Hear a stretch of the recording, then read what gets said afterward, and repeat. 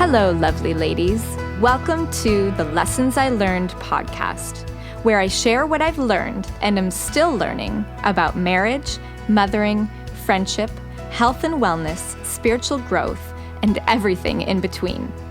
I'll be learning right along with you, as many of my guests have such great things to say. So get ready to listen, grow, be open and teachable, and get ready to learn and have fun doing it.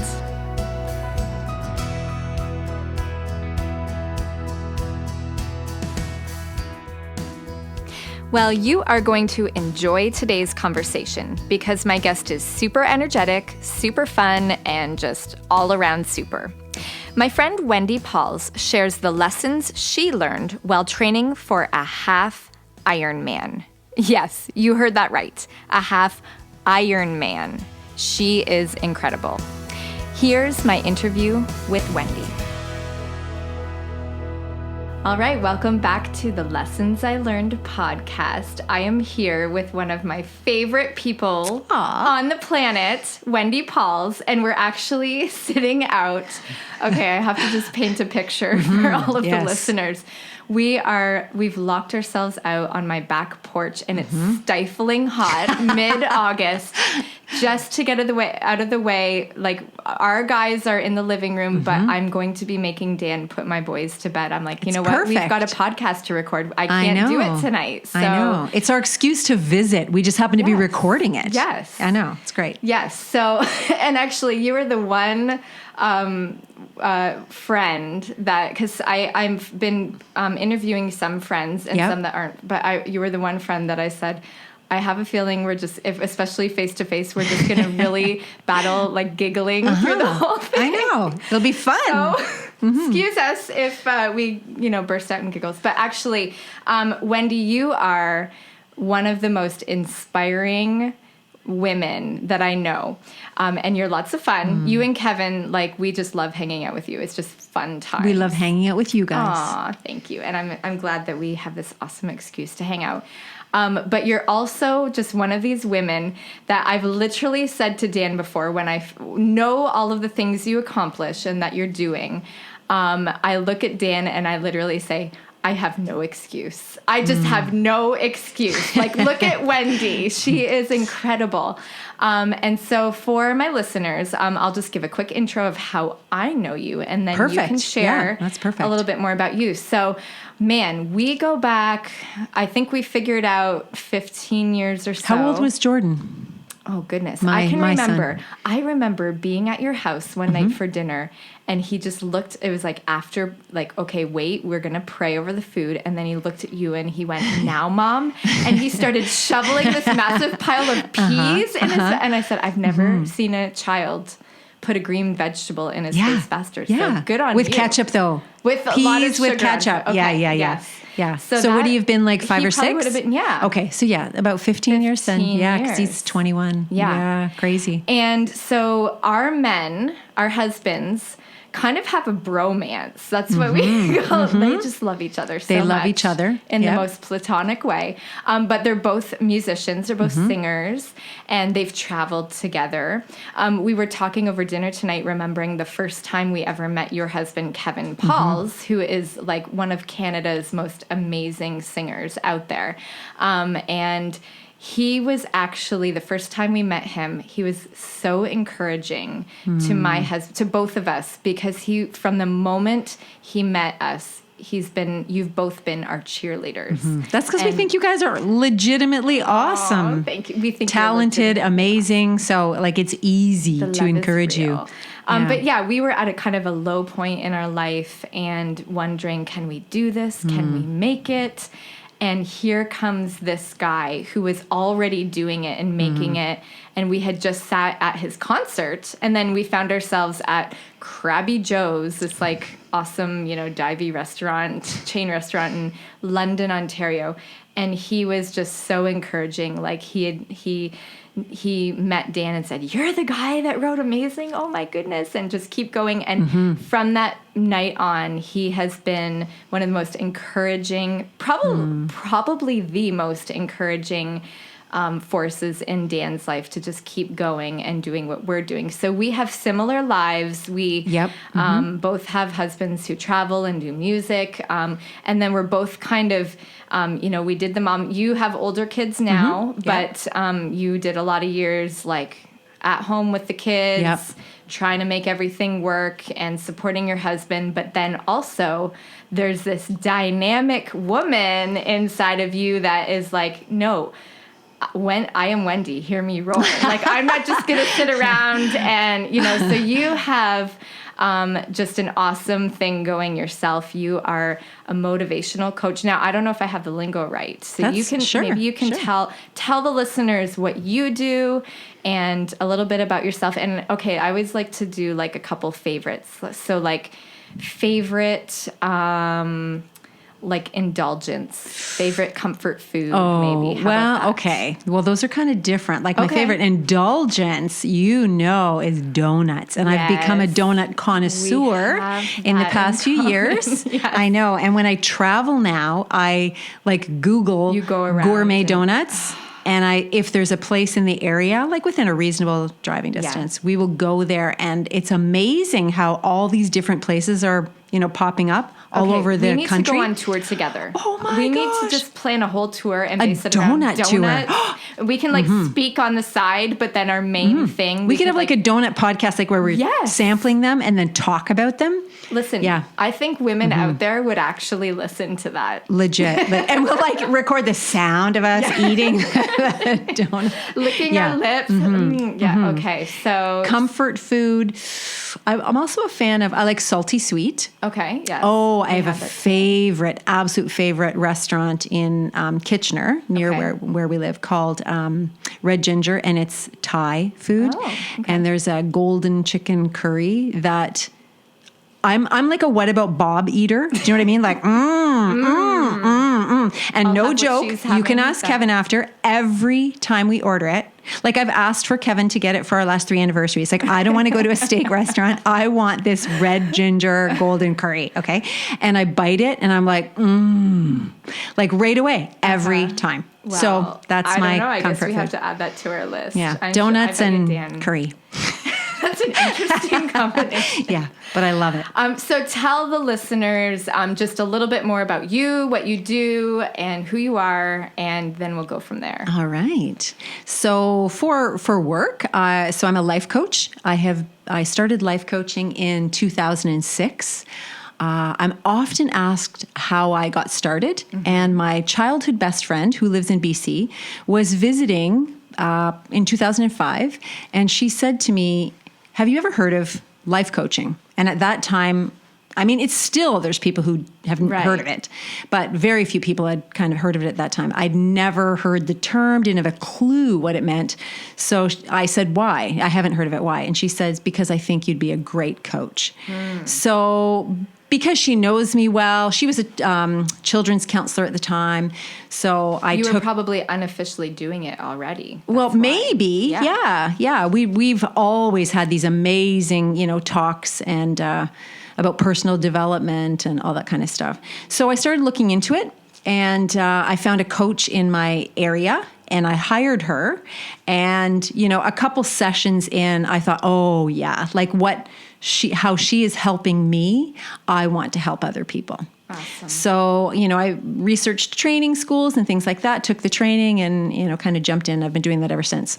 Fun fact, I feel like for the listeners, they would like to know, I feel like you at one point did a life coaching session with Justin Bieber's mom. Is that not true? I did. So cool. No, I know.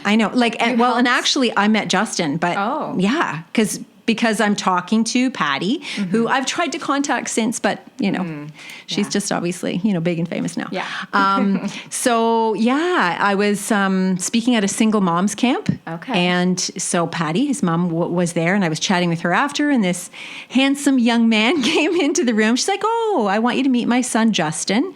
He likes to sing and play the guitar and whatever." And of course, I know. No, I have no idea. He has no idea. She has no idea. Yeah. And it's fascinating because she's a single mom, right? Their names weren't the same because she's Patty Millette. Yeah. He's Justin Bieber. So Justin was actually famous Okay. And my girls loved his music and everything. so And I hadn't made the already- connection. Okay. Until one day we're watching, television, and they bring his mom onto the program, and I'm like, oh my gosh, like that's Crazy. Patty, because I didn't make the connection, right? Oh, wow. So I know, just so That's- fun, that's so awesome. fun, yeah. That's just a fun I know, little fun, It's a little fun thing. tidbit for sure, yeah. So go ahead. Yeah. So you do the life coaching thing. Yeah. And I know that comes out of, that's just who you are. I've said before in our podcast, it's funny, we're actually swapping podcast interviews right now. Yeah, Like, I we were know. Kind of like, You let's do get my together. podcast. I'll do your podcast if you do my podcast. And earlier we were saying how I'm like a self-help junkie. I love just like personal development. Me and too. you're all about that. You're all about striving to be better, to reach goals, and to Yeah. attain certain things. And so that's one thing I admire about you is, number one, we look to you guys for inspiration because you're kind of maybe 10 years ahead of us you've been doing it longer, and you're doing it well.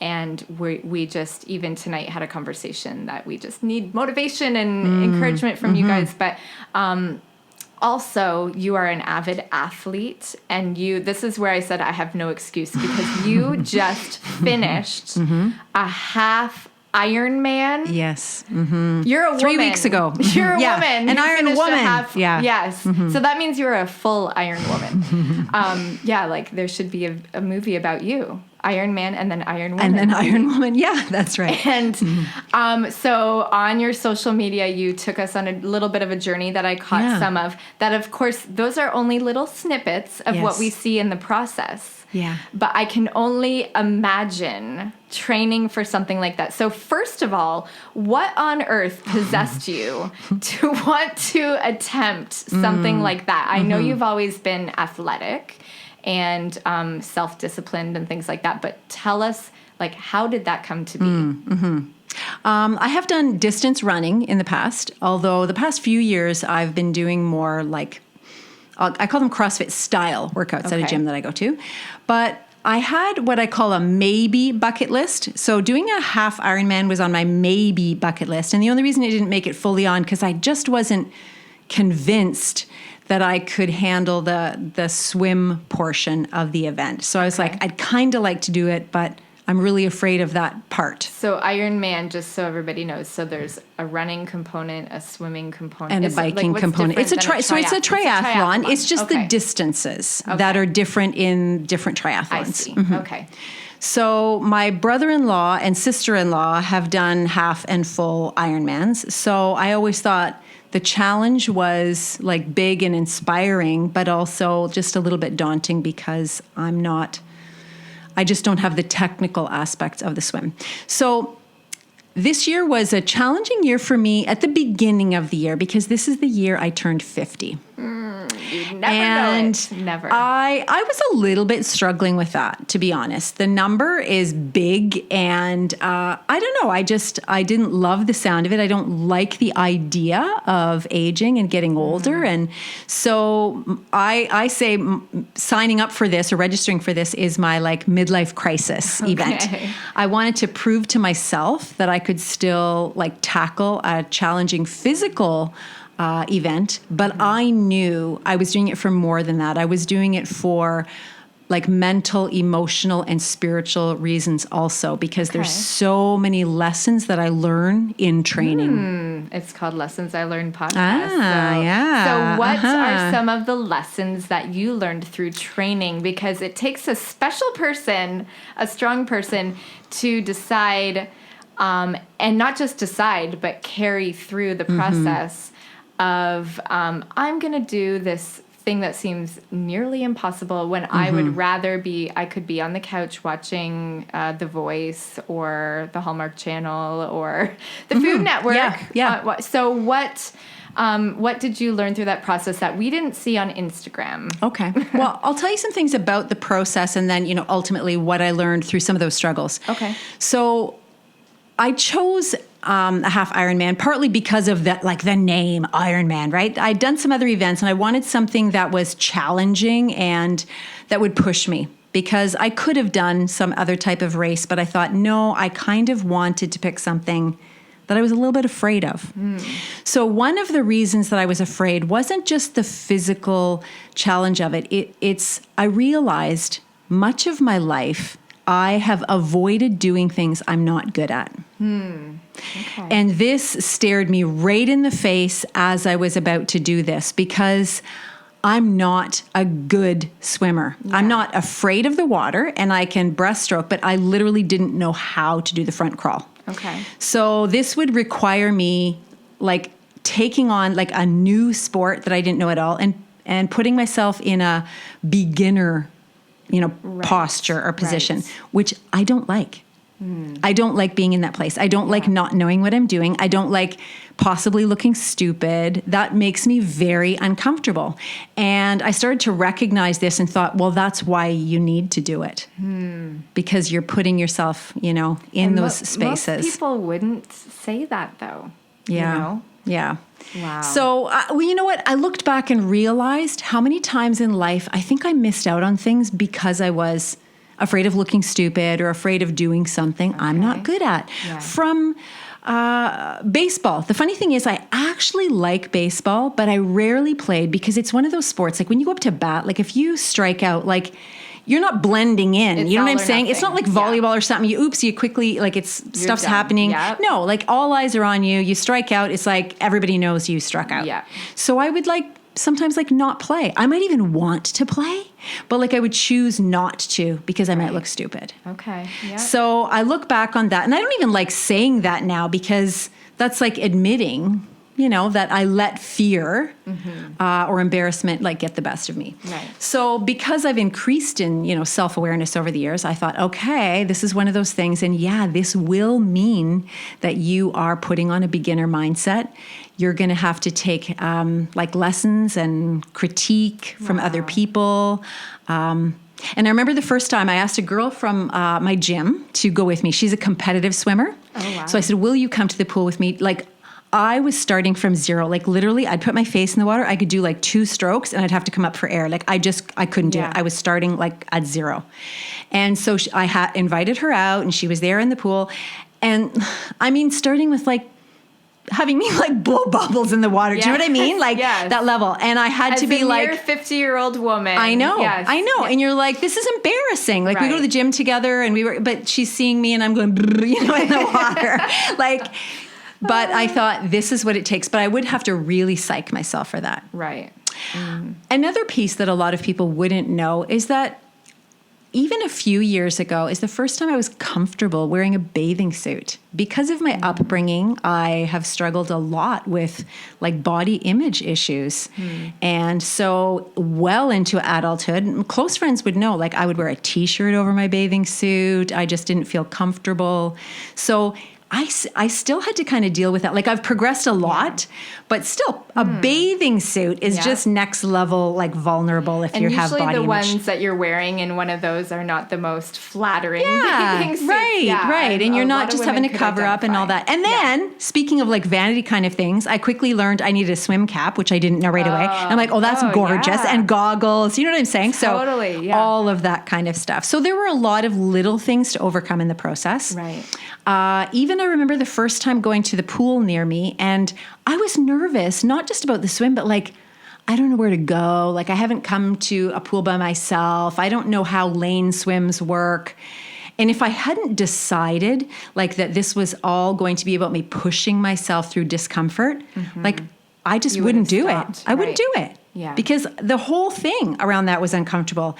And it was for a while. I didn't want to be in someone's way. I didn't, you know what I mean? What lane do you go in? Slow, leisure, this, and if it's crowded and, all those kinds of things. So there was a lot of little things to overcome in the process. So there's a lot of getting over yourself, which I never thought. So much. I'm expecting to hear about the grueling, pushing yourself when you don't want to stop or when you want to stop and things like that. But so much of it is, getting over yourself, which I think, I think a lot of women would identify with. And actually, to be quite frank, when you're talking about the swimming, it's bringing back to me, I'm not a great swimmer.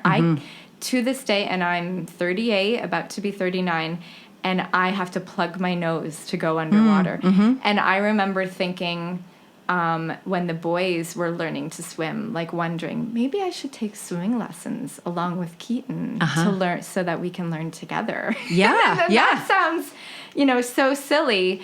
It's more common than you might think. I'm learning that a lot of adults. And Wendy, I didn't do it. And I still to this day. And that is one thing that I can't do that I wish I could do.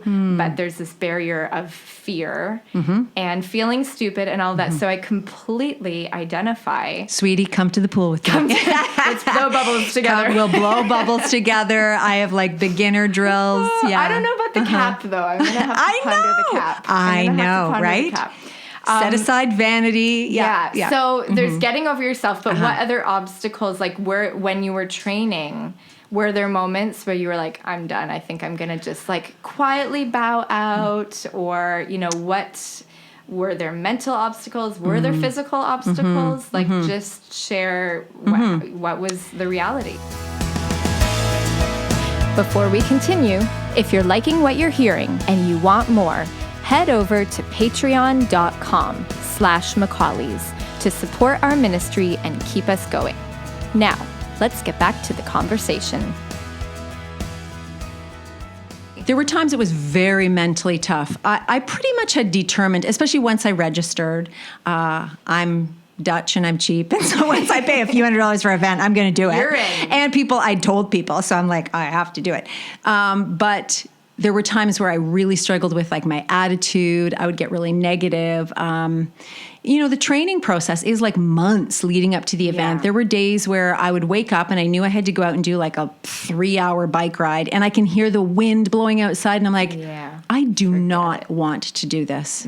So I always tried to link that with, okay, so when you do and when you face the struggle and when you're, biking into the wind and miserable, like kind of equating that with sometimes life is like that and circumstances are like that, and trying to kind of build these associations. So when it gets hard in life, I can remind myself, you biked into the wind and it was hard for a bit, but then, the wind turns or you turn and then the wind's behind you. And so kind of forming analogies that could help me well after the fact, just in dealing with kind of mental toughness. Yeah.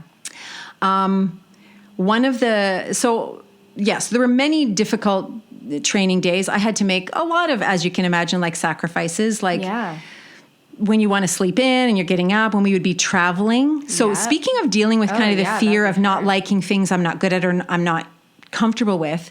So we traveled once or twice during that time to Nashville. And if I was going to be gone for a week, I couldn't miss like training for a week. Days, So I would have to find like a pool in the area. So now I'm going to like a strange pool, right? And trying to do like my workout there, trying to figure out running routes, trying to fit it in with the travel schedule. So there was a lot of like, kind of mental juggling. Yeah.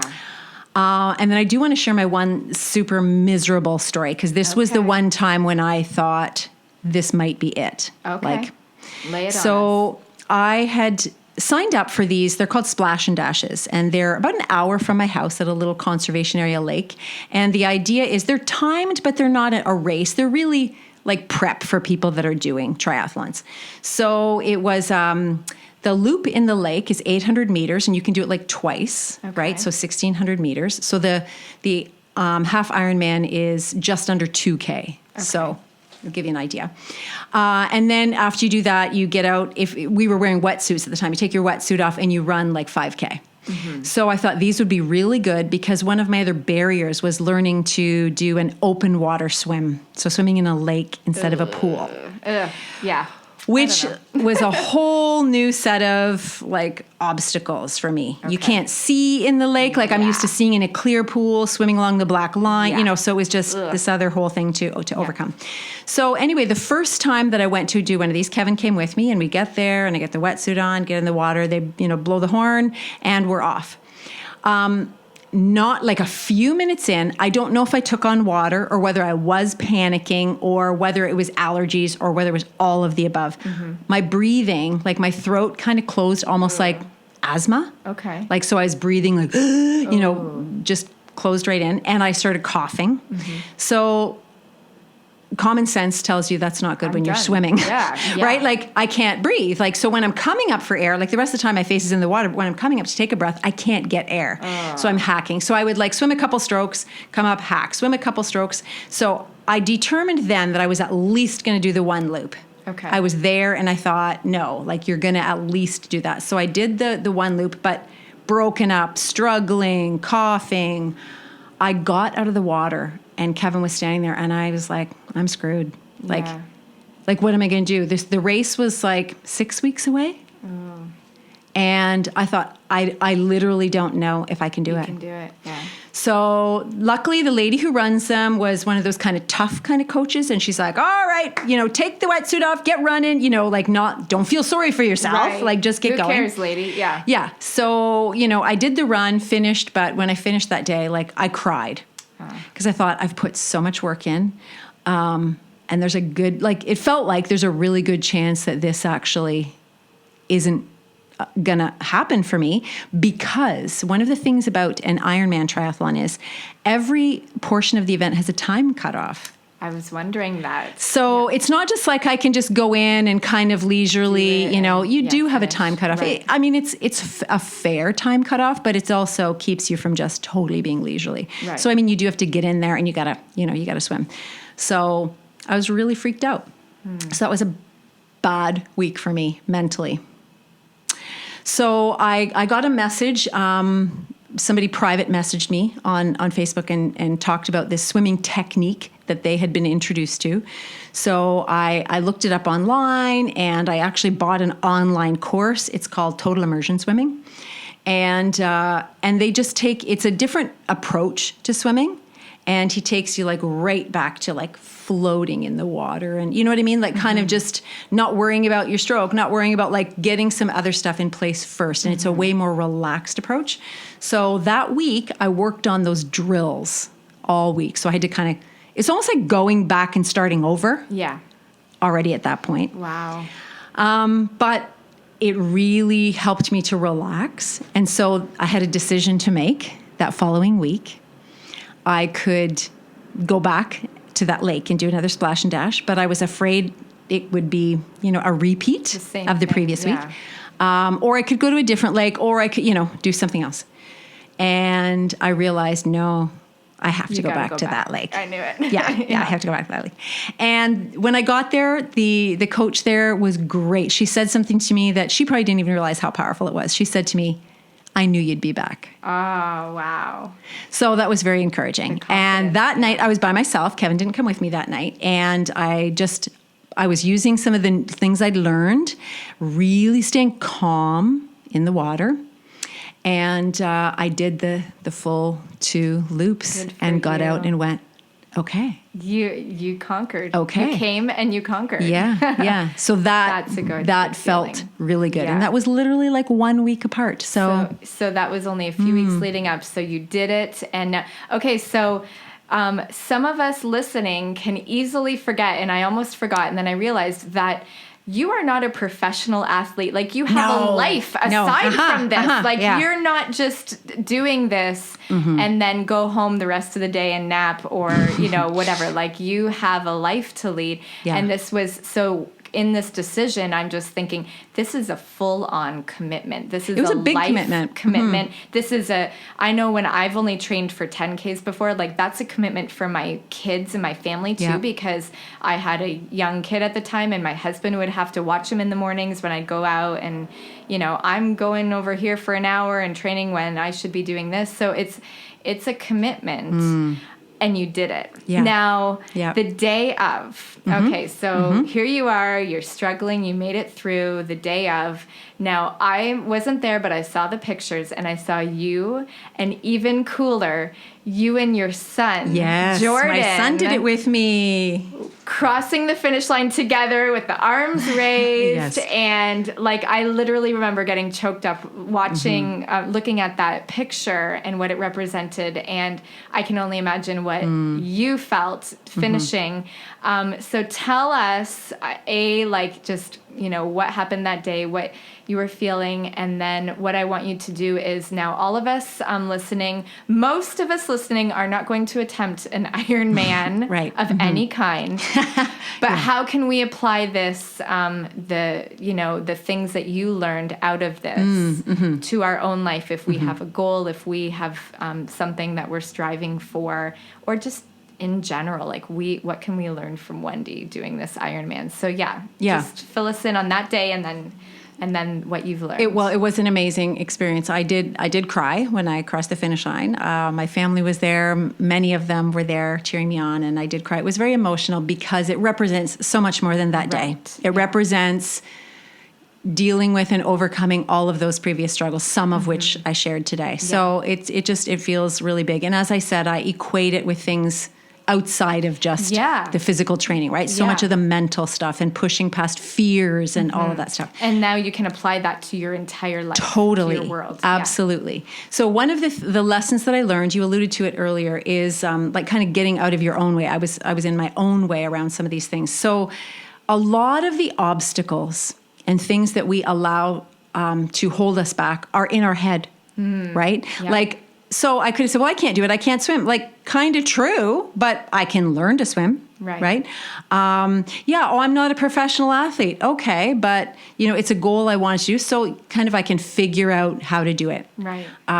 So a lot of the things, in fact, in my coaching work, one of the things that I figure out with people is most things in life that hold people back are not like physical or external obstacles. They're internal obstacles. They're in their own head. It's their own belief system, their own belief limitations.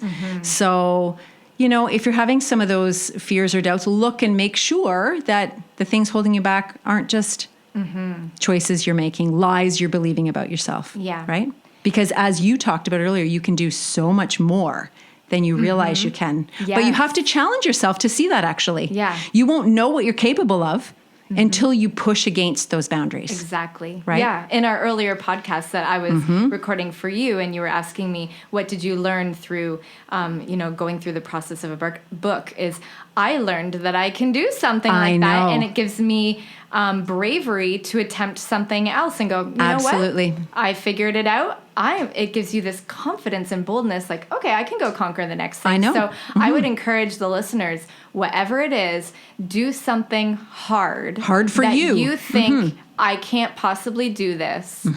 And when you conquer that, that's just going to give you this gusto to be like, what? Yep. What's next? What can I do next? So what's next for you, Wendy? And probably a few naps or yeah, right. I just want to say one other thing. Sure. My mind went there. Yeah. Another thing that I learned that I want to encourage people. Is that everybody is a beginner at some point.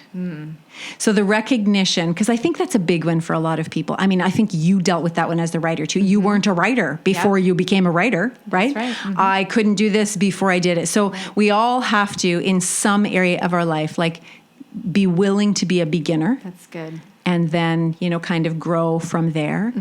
And we all need cheerleaders. Yes. I was so thinking that. We all need cheerleaders, like in a, in the literal sense. And along my training, like people checking in with me, my family being at the event, and you talked about at the beginning of this, we all need that. We can't do it on our own. We all need like other people to cheer us along the way.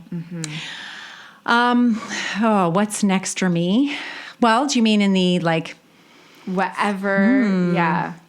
I'm really excited about launching my podcast that we alluded to earlier. Tell everyone the name of it, because I think it's so cool. Flossom Humans. And what does that mean? It means, you can hear the word awesome in there. So, people who are pushing past some of the boundaries, they're getting out of their own way, right, to try some things that are maybe scary or that they haven't done before.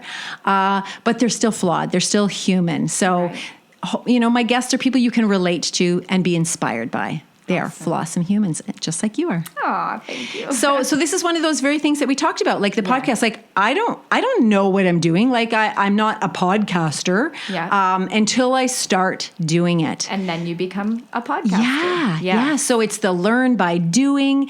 And, when I get afraid, there was something else recently. I don't remember what it was, but I was like, oh, I don't know how to do that.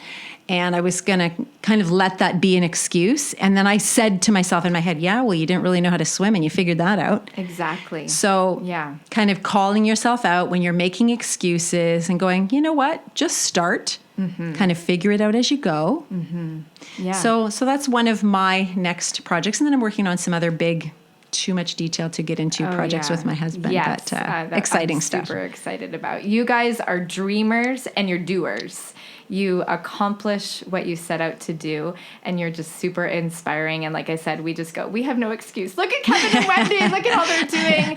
And I said you're one to talk. Stop. So I just said earlier, you guys are just in your you don't give yourself excuse either. You could go, you know what? I'm a grandma now. I'm gonna sit around and just play. No. You are an active grandma. You are a grandma who's chasing goals and dreams, and you're so inspiring. And you look the best you've ever looked. And I'm gonna make sure I get a nice picture on for our podcast so that everyone can see who I'm talking to. But I just love you. You're fun. You're inspiring. And I hope that I know the women out there listening are just going to go, okay, that thing that has been kind of in the back of my head that I haven't wanted to do, I'm going to go do it and I'm going to make it happen. Yeah, I hope so. I hope so. Yeah. Awesome. Well, thank you so much, Wendy. You are so welcome. All right. Bye. Bye.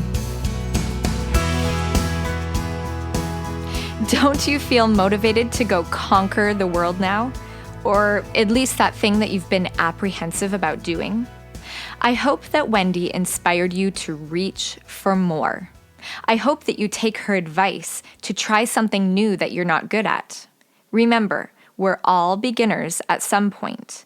But when we realize that dream and reach that goal, it empowers us and builds us up to believe that we aren't failures, but we are conquerors. If you're not feeling that way, let me ask, what is holding you back? As Wendy said, usually the biggest or the only thing in our way is ourselves. What have you missed out on because you feared you'd fail or you'd look silly trying? Don't let fear and embarrassment get the best of you. You don't know what you're capable of until you push your boundaries. In that process, you may look or feel dumb, but you may also feel proud and accomplished and might not only help yourself, but help others in the process. Speaking of others, make sure you surround yourself with cheerleaders. People who believe in you and won't care that you're blowing bubbles, but will help you do broad strokes towards your dreams. And if you can't find a friend who will encourage you, cling to the biggest cheerleader of your life, the one who gave you life and wants you to live it to its fullest. Most of the time, we need to get over ourselves and get under the influence of our God, who sees our potential as much greater than we'd think. He is our greatest champion and most reliable source of strength. He will help you reach every goal, realize every dream, and become all that He's destined you to be. If God is for you, who can be against you? In all things, you are more than a conqueror, and in your weakness, He is made strong. So no excuses, girls. With God's help, you can do hard things. I hope you've been encouraged, challenged, and have learned something new today. It is my passion to help women become the best version of themselves with God's help. All the ministry we do, we feel deeply called to, and we live by faith doing it. Would you consider supporting our ministry at patreon.com/Macaulays? That's patreon.com/MACAULAYS. You may see a link on your screen nearby if you're tuning in using YouTube, SoundCloud, or my website. But if not, that's where you can go to find us. We are grateful for every one of you who believe in us and champion our ministry. Lots and lots of love, Danielle.